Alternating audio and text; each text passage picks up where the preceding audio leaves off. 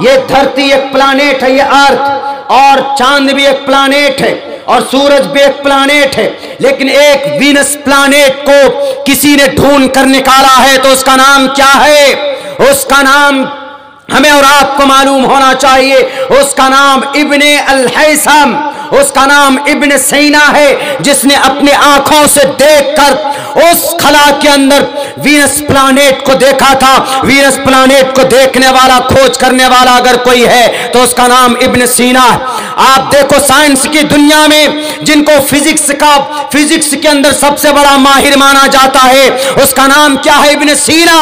कौन था वो? एक मुसलमान था। और इस रोशनी की रफ्तार को, इस रोशनी के ऊपर, ये जो रोशनी हमारे सामने है, इस रोशनी के ऊपर तहकीक करने वाला सबसे पहला अगर कोई साइंसदान है, उसका नाम इब्न सीना। और फिर आंखों के अंदर कितने रग होते, आंखों में कितनी नसें होती, आंखों के अंदर इजरा में इनकी हकीकत को जाहिर करने वाला और इसके ऊपर तहकीक करने वाला अगर कोई है, उस साइंसदान का नाम इब्न सीना ही है। समंदर में पत्थर कैसे पैदा होता है, समंदर में पत्थर कैसे बनते हैं, समंदर के पानी में मरे हुए जानवर की हड्डियों से एक पत्थर कैसे बनता है, इस पर तहकीक करने वाले, जिनको बहुत बड़ा बाबाए फिजिक्स कहा जाता है, फिजिक्स आया कहां से, इस फिजिक्स के माहिर को इब्न सीना कहा जाता है। दुनिया जब तक फिजिक्स पढ़ ले लेकिन इब्न सीना की थ्योरी को नहीं पढ़ेगा तो वो बहुत बड़ा फिजिशियन नहीं बन सकता। आज की तारीख में अल्बर्ट आइंस्टाइन का नाम लिया जाता, लेकिन अल्बर्ट आइंस्टाइन जब तक इब्न सीना की थ्योरी को नहीं पढ़ेगा तो वो दुनिया का बड़ा फिजिशियन नहीं बन सकता।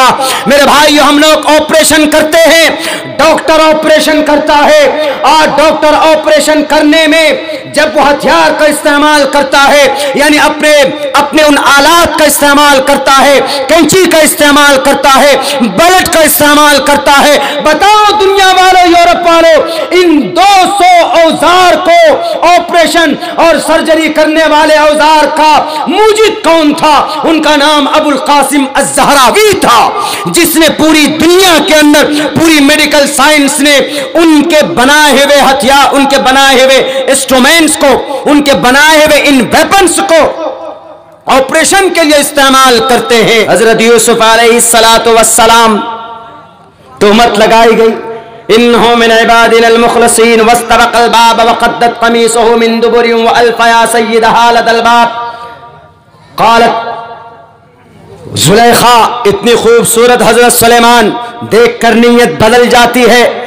वरावदतहु अल्लती हिय फी बैतिहा अन नफ्सी व ग़ल्क़तिल अब्वाब। क़ालत हैत लक, ए यूसुफ आओ, मेरा हुस्न तुम्हारे लिए, मैं तुम्हारे लिए हूं, तुमको जो मन में आए, डू व्हाट यू वांट, जो चाहते हो करो, मैं तुम्हारे लिए हूं। क़ालत हैत लक का तर्जमा, मेरी इज्जत सर से पैर तक मेरा हुस्न तुम्हारे लिए है, जो करना है करो। लेकिन जब हजरत यूसुफ अलैहिस्सलाम ईमानदार, एक नबी की शख्सियत, नबी बनने वाले, मासूम, भोलेपन, सीधे साधे इंसान, उन्होंने जब बचना शुरू किया, जब वो भाग रहे थे तो दरवाजे पर जुलेखा, उनके गार्जियन ने उनको देखा और फौरन वहां पर इल्जाम डाल दिया कि देखिए ये यूसुफ है, ये हमारी इज्जत पर हाथ डाल रहा है, आप अब क्या करेंगे इनके साथ। तो वहां पर अल्लाह तबारक व तआला ने वशहिद शाहिदुम मिन अहलिहा, कहा जाता है कि एक छोटे बच्चे के जरिए से अल्लाह तबारक व तआला ने हजरत यूसुफ की मदद की और कहा कि नहीं, झूठ बोलती है वो। देखो कुर्ते को, अगर कुर्ता आगे से फटा हो तो जुलेखा सच्ची, अगर कुर्ता पीछे से फटा हो तो हजरत यूसुफ अलैहिस्सलाम सच्चे। जब देखा गया तो कुर्ता पीछे से फटा हुआ था, तब भी नहीं माने गए, जेल में डाल दिया जाता है। जेल में चले गए यूसुफ अलैहिस्सलातु वस्सलाम। वहां जाने के बाद कुछ दिनों के बाद निकले तो नबी के साथ साथ में वजीर आला बने। कहां के? मिस्र के वजीर आला बने। लेकिन अल्लाह तबारक व तआला ने उनके इस इल्जाम को कैसे खत्म किया? आज भी तुम इल्जाम लगा रहे हो इस्लाम पर, कुरान पर, नबी की जात पर, इंशाअल्लाह तबारक व तआला तुम नहीं टिकोगे। क्यों? क्योंकि तुम्हारे पास कोई तर्क नहीं है। संविधान के भी खिलाफ हो तुम, मानवता के खिलाफ भी हो तुम, और इंसानियत के भी खिलाफ हो तुम। अम्मा आयशा सिद्दीक़ा रज़ी अल्लाह तआला अन्हा पर इल्जाम लगा के नहीं लगा। कौन नहीं जानता है वाक़िया इफ्क को। जब वो मुनाफिक उसने इल्जाम लगाने की कोशिश की अम्मा आयशा सिद्दीक़ा रज़ी अल्लाह तआला अन्हा पर, अल्लाह के नबी भी परेशान हो गए, मुहम्मदुर रसूलुल्लाह भी परेशान हो गए। और फिर कहा क्या होना चाहिए सब परेशानी के आलम में। अम्मा आयशा को पता चलता है तो रोती है। तो उसके बाद अल्लाह तबारक व तआला ने इस दुनिया पर आसमान से अम्मा आयशा की बरात का, उनकी पाकीज़गी का ऐलान करते हैं। और याद रखो आरएसएस वालों, याद रखो कर्नाटका के शराबी नौजवानों, आप बहक गए हो। आप जितने भी इल्जामात लगाओ, आप जितने भी एतराज़ात करो, हमें कभी उम्मीद है कि अल्लाह तबारक व तआला आपको समझ देगा और आपके जहनों से, दिलो दिमाग से इन तमाम गलत फहमियों का इजारा करेगा इंशाअल्लाह तबारक व तआला।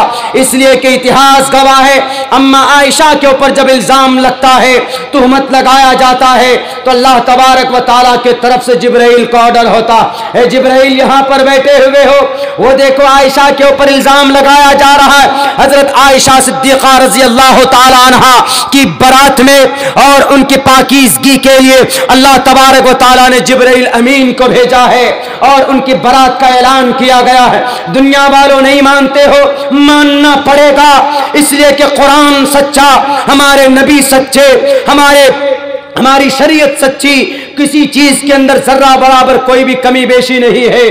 तुम सही नहीं हो, तुम झूठे हो, झूठा दावा करते हो, राम जी का नाम तो लेते हो लेकिन रामचंद्र जी की सीरत और इनके किरदार और कैरेक्टर को अपनाए हुए नहीं हो। हम मुसलमान अल्हम्दुलिल्लाह, कुरान में अल्लाह तबारक व तआला ने कहा कि तुम अपने नबी को आखिरी नबी मानो। आज कोई भी मुसलमान ऐसा नहीं होगा, जो मुसलमान होगा सच्चा मुसलमान तो वह नबी को आखिरी नबी मानेगा, क्योंकि यह कुरान का ऑर्डर है। मा काना मुहम्मदुन अबा अहदिन मिन रिजालिकुम वलाकिन रसूलुल्लाह व खातमन नबिय्यीन। हम अमल करते हैं, तुम अमल नहीं करते, इसलिए कि तुम्हारे कुरान के अंदर अंतिम महर्षि का जो जिक्र है, उन अंतिम महर्षि के ऊपर जो श्लोक मौजूद हैं, तुम उनको नहीं मानते हो। लिंकिचदी शिखाहिना सिमशरुधारी सदूषका उच्चलापि सर्वभक्षी भविष्यति जनुमम अस्मल्लाम इल्ले मित्रा वरुणा दिव्यानि धत्तः इल्लल्ले वरुणो मित्रस्तेजस कामय होतार भिंदरो अल्लबूक मैककम अदल्लबूक निखादकम। तुम नहीं मानते हो, इन मंत्रों के अंदर, इन श्लोक के अंदर तुम्हारे अंतिम महर्षि का जिक्र है, क्यों नहीं मानते हो? हमारा जुर्म क्या है? हम नबी के पैगाम को लेकर आगे बढ़ते हैं। हमारे नबी ने कहा साफ लफ्जों में, नबी की जुबानी अल्लाह तबारक व तआला ने कहलवाया कि ये नबी जो शरीयत लेकर जा रहे हैं, यह आखिरी फाइनल शरीयत है, इसमें कोई कमी बेशी नहीं हो सकती। अल-यौमा अकमलतु लकुम दीनकुम व अतममतु अलैकुम निअमती व रज़ीतु लकुमुल इस्लाम दीना। हम मर जाएंगे लेकिन कुरान को, आखिरी नबी का अकीदा हमारे सीने से जुदा नहीं हो सकता है, क्योंकि कुरान का फरमान है। तुम कैसे धार्मिक हो, तुम कैसे वैदिक हो? तुम्हारे वेद में कहा गया कि जो वैदिक संविधान है वह आखिरी होगा। यज्ञम पर चुचाम यमम सतततूतो निभोस्ति कवरितम पूर्वियम गतम कस्तद्दि विभारती, कि वो ईश्वर आखिरी संविधान को लाएगा। तुम्हारा अकीदा अपने वेदों में तो है ही नहीं, तुम्हारा अकीदा तो है ही नहीं। फर्क यही है कि तुम्हारी जुबान पर अल्फाज है, तुम्हारी जिंदगी में नहीं है। और हम मुसलमान वो है जो जुबान के साथ साथ हमारी जिंदगी के अंदर भी अल्लाह के नबी की शरीयत, अल्लाह की शरीयत और अल्लाह के नबी अलैहिस्सलाम का सुन्नत और तरीका होता है कि नहीं? अल्हम्दुलिल्लाह, हम मुसलमान तो वही है कि जो जुबानी दावे के साथ साथ में अमल करने की भी कोशिश करते। अगर हमारी समाज की बेटियां, अगर पर्दे का ऑर्डर कहीं कुरान पे है तो ये सिर्फ कुरान में नहीं है, पूरी दुनिया के अंदर किसी न किसी शक्ल में है। आज मैं पढ़ रहा था ट्रेन में, 6-7 घंटे की जो जर्नी हुई उनमें तकरीबन 4.5 घंटे मेरे स्टडी मुताले में ही गए। वैसे तो मिलते नहीं, आए डॉक्टर साहब सुला दिए, अभी उठा करके लेके आए कि चलिए मौलाना आपको तकरीर करनी है, पढ़ने का मौका नहीं मिलता। उसी ट्रेन में, उसका नाम शायद कुछ और होगा, उसने कहा उसका थ्योरी, उसकी सोच, औरत के बारे में सोचकर आप आश्चर्य होंगे। वो क्या कह रही, वो ये कह रही थी कि माहिए बेआब की तरह, यानी मछली बिना पानी, उसके अंदर जो सोच नहीं होती है, छटपटाती है, वो सेम वही कॉमन सेंस और वही छटपटाहट आज की औरत के अंदर है। यानी वो ये कहती, उसका कहने का मतलब औरत ना समझ होती है, गैर जिम्मेदार होती। हालांकि ऐसा नहीं है, औरत नाक़िसुल अक्ल होती जरूर है, औरत को अल्लाह ने टेढ़ी पसली से पैदा जरूर किया है, लेकिन ऐसा नहीं कि वो यूज एंड थ्रू। निर्भया जैसे कांड करो उसके साथ, मनीषा जैसी हरकत करो। जाहिर सी बात है कि जो लोग कुर्सी में बैठे हैं उनकी बेटी तो है नहीं। उत्तर प्रदेश के लाल बुजक्कर की कोई बेटी है? उसने शादी ही नहीं की। मैं तो बारहा कहता हूं कि हमारे योगी जी, पहले आप शादी कीजिए, बच्चा पैदा कीजिए, तब आपको पता चलेगा कि बेटी का, ये बेटे का क्या दर्द होता है। आपके तो बच्चे ही नहीं। हमारे भारत के देश के जो प्रधानमंत्री साहब हैं, उनकी तो बीवी है लेकिन बच्चे नहीं। क्यों बच्चे नहीं है? क्योंकि 40 साल 42 साल हो गए बीवी को अपने से जुदा किए हुए। बीवी का जो हक नहीं दे पाते, एक आम जनता का क्या हक हुकूक अदा कर पाए?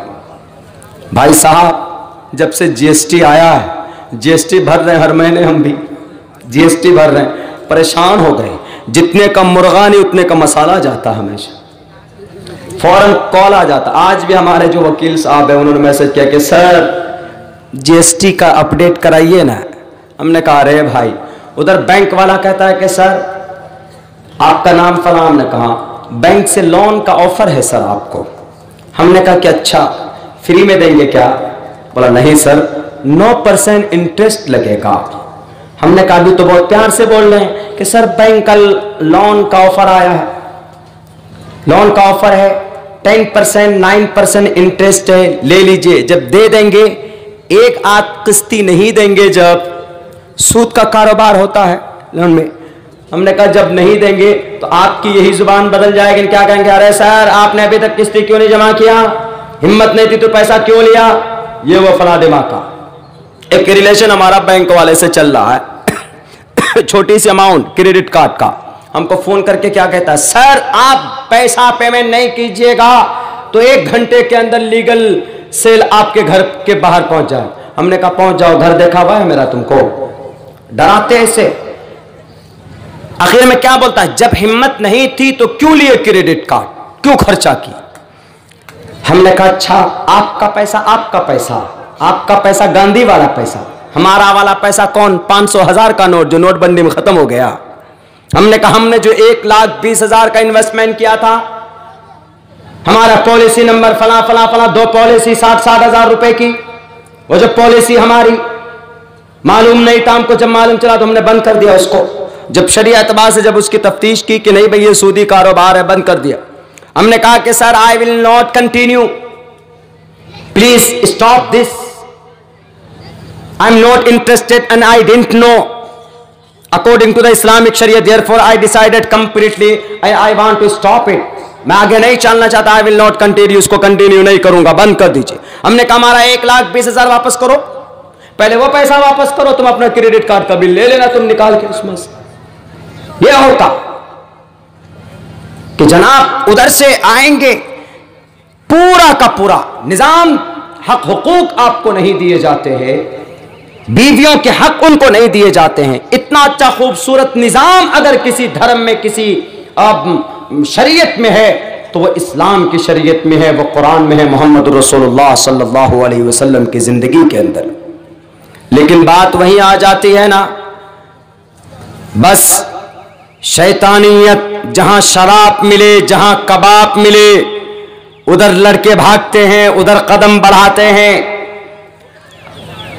आपने देखा होगा कि नारा लगाने के बाद फौरन गए, कोई सिगरेट पी रहा है, कोई शराब पी रहा है। सिगरेट पीना, शराब पीना, जिन चीजों से नशा पैदा हो जाता है, नशा आवर चीजों का सेवन करना जवानों, बिहार में तो बंदिश है शराब पे, आपके बंगाल में धड़ल्ले से पीते। शराब पीना पाप और जुर्म। कहां पर कुरान में शरीयत में? कुरान में शरीयत में तो है, इस्लाम में तो है बंदिश, लेकिन जिन लोगों ने तकबीर वो उसका श्री रामचंद्र जी के नारे बुलंद किए, वो श्री रामचंद्र जी के वो वाल्मीकि रामायण में मना किया गया किसको? नशा आवर चीजों के सेवन से, नशा आवर पदार्थ के सेवन से मना किया गया, क्योंकि वह जानते थे कि शराब पीकर आदमी अपनी दिशा को, अपनी होश को, अपनी अकल को खो बैठता है।